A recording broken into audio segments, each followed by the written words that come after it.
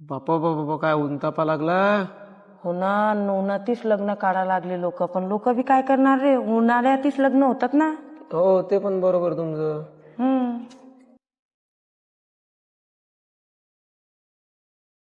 अरे कुठं गेलता रे?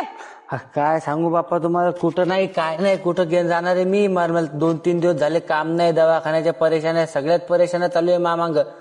म्हणजे काम धंदे बी नाही, दवाखाने बी चालू आहे का? अरे जाऊ दे, दिवस किती बी खराब आले ना तू ते निघून जातात, एवढं टेन्शन नको घेऊ. येऊ का मग मी? हो ये. सावधान ताई कशाला त्याच्या मागं लागले. ते लयच माजलं होतं, पैसे दिले होते त्याच्याजवळ तर इथं. अरे माणूस परेशान असला ना, तो माणसानं परेशानीचा कधीच कोणाचा फायदा उचलू नये. आता तो इथं आला आणि तो काय म्हणते का मला काम धंदे नाही, मग मागं ताई दवाखानेच आहे. आता तू सांग, आपल्यावर बी ती वेळ येऊ शकते.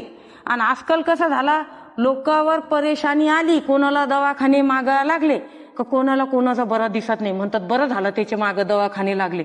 तसं करू नका. आज त्याच्यावर टाइम आहे, उद्या आपल्यावर बी टाइम येईल. हा, अशामुळे तर आपला समाज मागा पडा लागला. हा, लोक काय करतात, जे माणूस वरी चालला का त्याला खाली पाडतात, आणि जे खाली पडला का त्याला पाहून हसतात. अरे तसं करू नका. अरे आपले माणसं खाली पडे तर त्यांना उचला, त्यांची मदत करा. तो नातेवाईक असो का भाऊबंद असो का सोयरा असो का शेजारी असो, त्याची मदत करायला पाहिजेत माणसानं.